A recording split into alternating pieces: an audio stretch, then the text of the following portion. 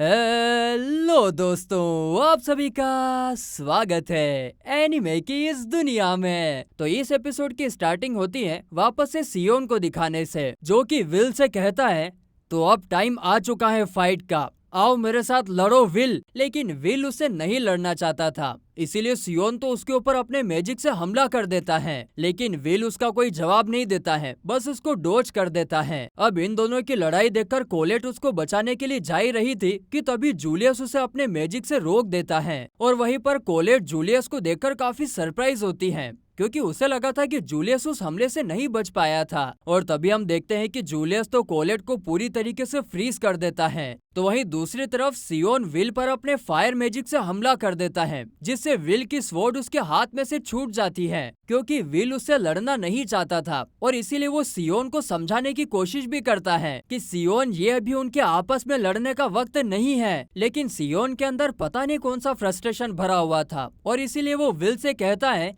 कि जल्दी से अपनी तलवार उठाओ। और अब क्योंकि विल के पास भी कोई और चॉइस थी नहीं तो वो मारा ही जाता, और इसीलिए वो उसके अटैक को कम से कम डॉज करने के लिए अपनी तलवार को उठा लेता है। तभी सीन शिफ्ट होता है और हमें एक पास्ट का सीन दिखाया जाता है, जहाँ पर सियोन कह रहा था कि वो शुरू से ही यूजलेस था, वो इतना बेकार था कि उसकी तरफ देखा भी नहीं जाता था। और इसीलिए मैंने सोचा कि इसकी थोड़ी हालत सुधार दूं। जिसके बाद हम छोटे सियोन को देखते हैं, जो कि बेचारे विल से कहता है कि मैं तुम्हें अपने नीचे काम करने के लिए रख सकता हूँ, फिर कोई तुम्हें परेशान नहीं करेगा। लेकिन विल बहुत डर चुका था, बहुत परेशान हो चुका था, इसीलिए वो उसको कहता है कि मेरे रास्ते से हट जाओ, मेरे करीब मत आना। अब सियोन तो मदद करना चाहता था, और इसीलिए फिर इसी दिन से सियोन विल से नफरत करने लगा। और बस फिर हम वापस से प्रेजेंट में आते हैं, जहाँ पर सियोन विल के ऊपर अटैक पे अटैक किया जा रहा था, और विल भी हमारा कोई कम नहीं था, वो उनसे बचते हुए खुद को प्रोटेक्ट कर रहा था। और फिर उन अटैक से बचते बचते जैसे ही विल खुद को संभाल कर वापस खड़ा होता है, तभी सियोन अपने मैजिक से उसे हवा में उड़ा देता है। लेकिन विल उसके मैजिक की लड़ को काट कर उससे फ्री हो जाता है। लेकिन तभी सियोन अपना अटैक इग्निस रोल यूज कर लेता है, लेकिन इसके जवाब में विल उसे भी डोज कर देता है। अब ये सब देखकर परेशान होकर सियोन कहता है कि ऐसे बंदरों की तरह कूदकर तुम सिर्फ मेरे अटैक से बचना चाहते हो, तुम मुझे मार क्यों नहीं रहे हो, आओ मुझ पर हमला करो। जो सुनकर विल कहता है कि नहीं,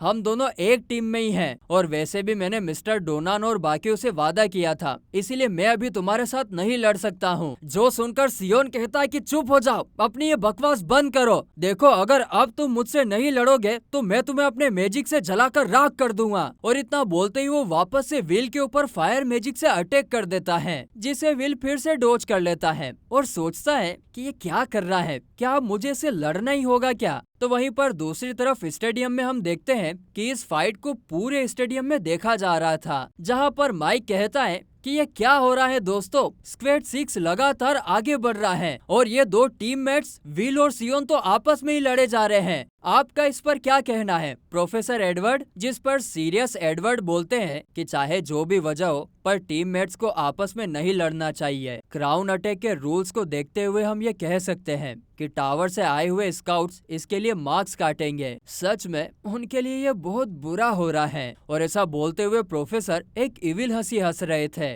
और ये सुनकर कुछ लोग कहते हैं लगता है कि सबसे ज्यादा खुशी इसे ही हो रही है। और तभी स्टेडियम के अंदर टावर से आए स्काउट्स कहते हैं कि ये सियोन अभी तक काफी अच्छा कर रहा था, पर आखिर में ये भी एक बच्चा ही निकला। जितने क्रेडिट्स इसने इस साल में अर्न किए थे उस हिसाब से तो ये 4th नंबर पर है, लेकिन अब इसकी इस हरकत की वजह से इसकी पूरी मेहनत पर पानी फिर गया। तो वहीं किकी रोस्टी से कहती है कि आखिरकार ये सियोन कर क्या रहा है, मैंने कभी दो टीममेट्स को आपस में लड़ते हुए नहीं देखा। जो सुनकर रोस्टी कहता है कि हाँ, मुझे भी अब चिंता हो रही है, पता नहीं अब आगे क्या होने वाला है। अब ये दोनों बात कर ही रहे थे कि तभी वहाँ पर आयरिस भी आ जाती है और वो रोस्टी से पूछती है कि क्या वो यहाँ पर बैठ सकती हैं। और तभी रोस्टी आयरिस को देखकर कहता है तुम आयरिस हो, है ना। जिस पर आयरिस कहती है हाँ मैं आयरिस हूँ, एक जूनियर जो कि सबकी दोस्त है, काफी दिनों बाद मिले हैं रोस्टी। और फिर वो कहती हैं कि क्या मैं अब बैठ सकती हूँ, मैं बहुत देर से खड़ी थी। और फिर वो उनके पास में बैठ जाती हैं और फिर विल को चीयर करने लगती हैं। उसे विल को चीयर करते हुए देखकर रोस्टी कहता है हैरानी की बात है,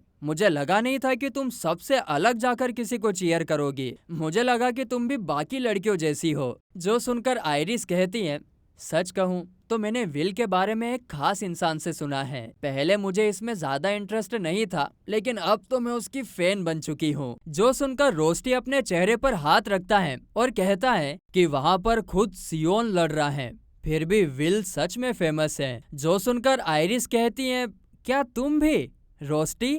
जिस पर रोस्टी कहता है, हाँ मैं भी विल को बहुत चाहता हूँ। जो सुनकर आयरिस कहती है कि प्यार करना इतना आसान नहीं है। जिस पर रोस्टी कहता है कि वैसे भी वो मेरा रूममेट है, मिस कोलेट को भी ऐसा ही लगता होगा। और फिर दूसरी तरफ हम क्राउन गेम को देखते हैं, जहाँ पर कोलेट जूलियस से बचती हुई भाग रही होती है। वो बस ये सोच रही थी कि उसे विल और सियोन को जल्दी से जल्दी रोकना होगा, लेकिन तभी वो देखती है कि जूलियस तो उसके सामने खड़ा है और वो कोलेट से कहता है, अगर तुम ऐसे ही भागती रहोगी तो तुम्हारा लिटिल अर्थ प्रिंसेस वो तो एक मजाक बनकर रह जाएगा। जो सुनकर कोलेट थोड़ा गुस्से में कहती है, मुझे उस नाम से मत बुलाओ, और अगर तुमने फिर से ऐसा बोला तो मैं तुम्हें बहुत मारूंगी। और इतना बोलकर वो पीछे की तरफ भागने लगती हैं। जो देखकर जूलियस उस पर अपने मैजिक से अटैक करता है, लेकिन हम देखते हैं कि ये तो कोलेट का ही एक प्लान था, इसीलिए वो तुरंत पीछे पलटती है और अपने मैजिक से जूलियस के मैजिक को खत्म कर देती है। लेकिन फिर आगे हमें पता चलता है कि अपने मैजिक को खत्म करवाना ये जूलियस का प्लान था, क्योंकि उसके ब्लास्ट हुए मैजिक से वहाँ के ट्रैप एक्टिवेट हो जाते हैं और उसमें कोलेट फंस जाती है। और फिर हम देखते हैं कि वहाँ पर बहुत ज्यादा बड़ा धमाका होता है और इस धमाके को सब लोग स्टेडियम में भी देख रहे थे। वहीं स्टेडियम में एक पाम नाम का बंदा कहता है,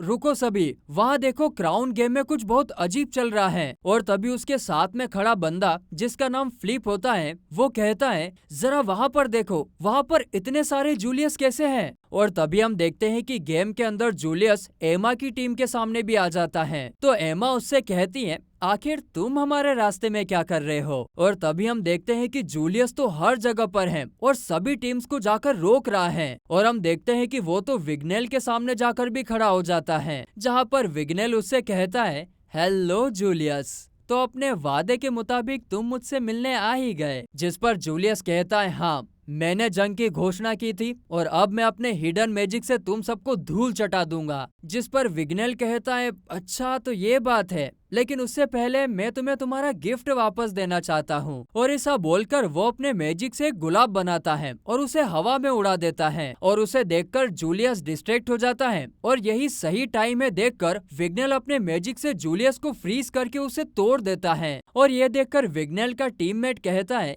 कि आपका बहुत शुक्रिया मास्टर विग्नेल। वैसे आपको ये नहीं लगता कि यहाँ पर कुछ ठीक नहीं हो रहा है? क्योंकि भला जूलियस यहाँ तक आने की तकलीफ क्यों उठाएगा? और तभी विग्नेल जूलियस को देखकर, जो कि अब एक क्रिस्टल के अंदर है, शायद उसमें फंस गया है, उसको देखकर सोचने लगता है कि क्या बात है जूलियस, किसने सोचा था कि तुम ऐसा भी कोई मैजिक कर पाओगे? यह तो एक मेजिया वेंडर बनने की निशानी है। और वहीं पर स्टेडियम के अंदर माइक कह रहा होता है कि वैसे मुझे पता तो नहीं कि वहाँ पर क्या चल रहा है, लेकिन स्क्वाड 12 के सामने अचानक से आए जूलियस के टुकड़े हो गए हैं। और दोस्तों, ये है एक एल्फ की असली ताकत। अरे विग्नेल भाई के आगे कोई बोल सकता है क्या? दोस्तों, मैं तो विग्नेल भाई से कहना चाहता हूँ कि आप पूरी कोशिश कीजिए, मैंने आपके ऊपर बहुत पैसे लगाए हैं। आगे हम इस जगह से दूर बैठे दो लोगों को भी देख पाते हैं, जिनमें से एक का नाम फिल्विस और दूसरे का नाम लेफिया होता है। और वो दोनों आपस में बात कर रहे थे। तो तुम्हारा क्या ख्याल है तुम्हारी एकेडमी में पढ़ने वाले हमारे इस रिश्तेदार के बारे में? जिस पर फेल्विस कहती है कि ओके ओके है, ना तो ज्यादा अच्छा है और ना ही ज्यादा बेकार। वैसे इन सबसे ज्यादा जरूरी बात तो मुझे ये लग रही है कि अभी मुझे जाने का मन कर रहा है, क्योंकि मेरे जैसी इंट्रोवर्ट पर्सनैलिटी को ये सब फेस्टिवल कुछ ज्यादा रास आते नहीं हैं। जिस पर लेफिया उसे बताती है कि यह हेवन के रहने वाले रहीजेंट का फेस्टिवल है। तो इसकी रिपोर्ट हम लेडी एलेनोर को कैसे दें? और वहीं पर हम कुछ स्टूडेंट्स को भी देखते हैं, जो कि बात कर रहे थे कि पता नहीं मास्टर विग्नेल और जूलियस में कौन जीतेगा। वो स्क्वाड 6 जीत के बहुत ज्यादा करीब थी, अगर सियोन बेवकूफ ने ये गलती ना की होती तो। नहीं, मेरा मतलब है कि मैं नहीं चाहता कि वो निकम्मा विल जीते, लेकिन ऐसा कुछ पहले कभी नहीं हुआ। लेकिन ग्रैंड मैजिक फेस्टिवल के बीच में ये सब करना, आखिर वो किस बात से इतना गुस्सा है? और तभी उसके साइड में बैठा हुआ बंदा कहता है कि मुझे लगता है कि मैं समझ सकता हूँ कि सियोन कैसा महसूस कर रहा है। वो शायद ऐसा अपनी मन मर्जी ना चला पाने की वजह से। लेकिन किसी को एकेडमी से बाहर निकालने की कोशिश करना ये कुछ ज्यादा नहीं हो गया? तभी सीन शिफ्ट होता है और हम फिर से सियोन और विल की लड़ाई को देखते हैं, जहाँ पर विल सियोन से पूछ रहा था कि आखिरकार तुम्हें हो क्या गया है, तुम मुझसे क्यों लड़ना चाहते हो? जिसके बाद हमें फिर से एक पास्ट का सीन दिखाया जाता है, जहाँ पर विल अपना कुछ काम कर रहा था कि तभी एक हवा का झोंका आता है और उसकी सभी बुक्स और पेपर को उड़ा देता है। और ये देखकर सभी लोग एज यूजुअल विल के ऊपर हंसने लगते हैं। लेकिन चाहे लोग कितनी ही बार विल के ऊपर कितना ही हंसे, वो खुद को साबित करने की पूरी कोशिश किया करता था। और वहीं पर उसी वक्त विल सियोन से, जो शायद सहानुभूति बताने आया था, उससे कहता है कि मैं तुम्हें मुझे अपनाने के लिए कभी नहीं कहूंगा, ऐसा मतलबी काम मैं कभी नहीं करूंगा, तो प्लीज तुम मुझे अकेला छोड़ दो। और ये सब सुनकर सियोन काफी हैरान हो जाता है, जिसके बाद विल वहाँ से ध्यान हटाकर टावर को देखकर कहता है कि नहीं, बिल्कुल भी नहीं, मैं अपने रास्ते से नहीं भटक सकता, मुझे जाना होगा, मुझे एल्फी के पास जाना होगा। और फिर तभी हम प्रेजेंट में देखते हैं कि सियोन ने विल पर वापस से हमला कर दिया था, जिससे विल वापस से खुद को बचा भी लेता है। जिसके बाद हम देखते हैं कि अब सियोन अपने सबसे पावरफुल अटैक को करने के लिए एक फैल्कन को बुलाता है। उसे देखकर विल सोचता है, आग का बना हुआ फैल्कन, क्या ये गार्डियन है? जिसके बाद इधर सियोन उस फैल्कन को पूरे गुस्से में विल के ऊपर हमला करने को बोलता है। जिसके बाद हम देखते हैं कि वो फैल्कन उड़कर आती है और विल के ऊपर हमला कर देती है। लेकिन इधर विल भी अपनी तलवार को जमीन में फंसाकर खुद हवा में कूद जाता है। और इधर जो फैल्कन बहुत स्पीड में आ रही थी, उसका एक पंख कट जाता है। और उसी वक्त विल को एक आइडिया भी आता है कि अगर वो इस फैल्कन के पंख को काट देता है तो उसे सियोन पर हमला करने का मौका मिल जाएगा। और फिर हम देखते हैं कि विल सियोन की तरफ बढ़ने लगता है, लेकिन तभी वो फैल्कन खुद को रीजनरेशन की हेल्प से रीजनरेट कर लेती है और वो वापस से उड़कर एकदम खतरनाक तरीके से विल के पीछे आ जाती है। और उसी वक्त सियोन विल पर